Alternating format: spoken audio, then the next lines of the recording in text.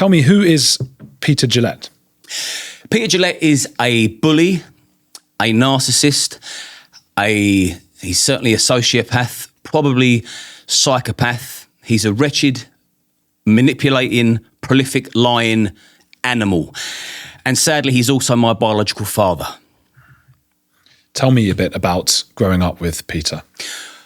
I didn't really grow up with Peter because from the age of 2, he was in jail for, well, it was conspiracy to rob a post office. That's right. Now he thinks he's a high flying gangster, when really he's a plum, he's a pleb, he's a peon, I cannot give him any credit whatsoever. Well, that post office, what happened when he turned up? Well, it was closed. It's not very smart. Well, no, so that's why. So the conviction was for conspiracy because he planned it, he had it all set up to go, and when he got there, it was closed. Too late. That was your intention. Jail for you. So growing up with Peter I got to know my father in and out of jails.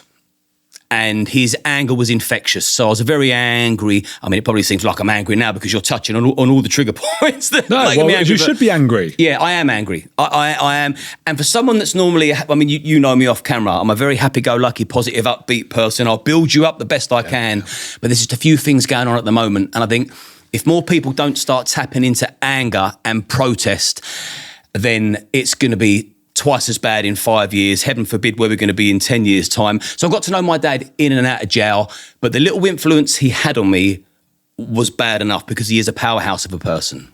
Before we get into this, the big details here, and they are difficult for you, I imagine, to speak about and for people to listen to, but it's important because we need to know that this goes on in the world. Give me some of the signs that things weren't quite right. There was an Arsenal game. I gather there's something happened there. What are some of those sort of things that happened? I'm going to come back to that Arsenal game in 60 seconds. I just want to explain why I'm happy to come on a podcast. I mean, I trust you implicitly anyway, and I really respect you and what you do. So I've got no problem sharing these intimate details with you. But it's not the kind of thing you want to start doing a podcast or promoting to, I don't know, build your profile. It's harrowing, it's disturbing, it's disgusting, but I'm morally obligated, I feel, if I have an opportunity to just share my story with someone, if it gives one person a little bit of strength, if it saves one life from ending their life, that's why I'm happy to discuss this with you. So I'll go back to the Arsenal match. So what my dad would do, he would take me to the Arsenal week in, week out. This was in the 80s. And he'd also take a friend of mine. He took us together sometimes, but he also took us separately because his dad was the brother of his best friend. So he would be, my dad to my friend, I won't name him, would be Uncle Pete. So when I used to go to football with him, he'd take me into the toilet. Everything was a bit of a rush job. And so I'm very young, I'm under 10 by this stage. So I'm a big baby, really. And he'd whisk me into the toilets, and he'd come round my front, he'd stand behind me, and he'd undo my trousers or my bottoms, and he'd pull it down, and he'd hold my willy. When you're that age, it's a willy. And I'd go for a wee, and he'd shake it off, pull me back up, go and wash my hands. And it was so quick, so blasé, in plain sight. I mean, these toilets are packed full of people, and I didn't even question that it wasn't normal.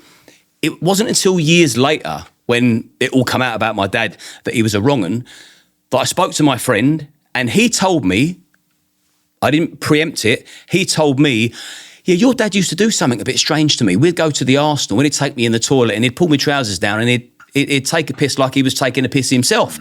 And I said, he'd done that to me too. And I said, that wasn't even in my statement to the police. I'd forgotten about that. Until he said it. Until he told me. I said, shit, he'd done that to me.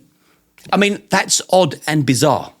Yeah. Yeah. So it was a lot of little bits and pieces that's, you were in bed and he was sort of touching himself, things like that. Very, very subtle. Yeah, he'd lived in a little halfway home because he's always in and out of jail. He's done loads of big prison sentences, in and out of jail. So I'd go and visit him. When he was in a halfway house, we had to sleep in the same bed because the room wasn't big enough for 2 beds.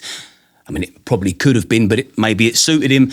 And then one day he's sitting there touching himself and I'm in bed with him, and he noticed that I felt uneasy. And that's what predators do. They don't just go full steam ahead. They analyse you. They're clever narcissists, perverted, filthy animals. When they're grooming you, they're going through a process. They're scanning you. How far can I go? Let me push that button there. Let me see if that works. Let me see if that makes him feel uneasy. And then they ramp it up. But looking to the right and seeing my old man with his cock in his hand, that made me feel uneasy. My body, I couldn't hide it. He knew that I felt uneasy. And then he's got up out of bed, gone to the toilet. As he's walking, he's got a stonking great erection. And he could tell that made me feel uneasy. And then he gave me the talk about the birds and the bees and when men wake up in the morning, they wake up with an erection like it was okay. Made me feel very, very uneasy. Classic grooming, isn't it? Classic textbook grooming, yeah. But when you're being groomed, you don't know you're being groomed. Because in the next breath, he's taking you to McDonald's, buying your clothes, giving you £50 notes. So you just don't see it until it's a retrospective thing. Tell me about Natasha. So Natasha was my dad's girlfriend's daughter at the time. He had a very short relationship with this lady. I won't mention her name. She's an old woman now. She's probably had enough of this. But my dad's girlfriend's daughter, she was 13, I was 8. So there's, 5 years between us. And my dad's got this habit as well, or certainly did have. I mean, I've not seen him for 8 years because he's rotting in a jail in Albany on his own island with all the other sex cases. But he's got this habit of treating everyone the same. He won't filter his words if there's a child in the room. There's another strange thing you've done that's come to me that I've never mentioned before. I'll come back to it. Remind me. Yeah.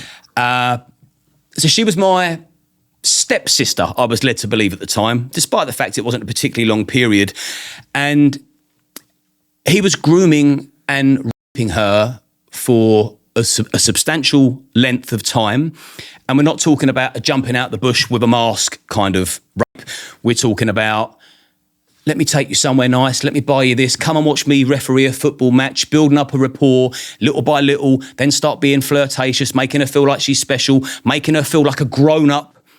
And then secretly, he's, in his mind, having sex with her, in her mind, having sex with her. What he's doing is raping her because she's a child. And he actually did, this was full. Oh, full blown. Yeah, he's in jail for it. That's what he's specifically in, because, I guess we can get to that later down the story, can't we? How he actually got sort of caught and imprisoned and everything. Yeah. There was one thing you were going to say that you'd not said before that you just remembered. Yes. I used to drive in the car with him. And he would look at young girls in school uniforms. And his exact phrase was, she'll be a salt when she's older. She'll be a salt when she's older. For your listeners who don't know what a salt is, it's basically an attractive, sexy woman.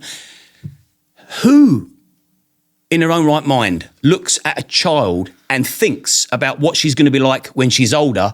And if you think they're going to be a salt when they're older, it's because you're attracted to her in the here and now.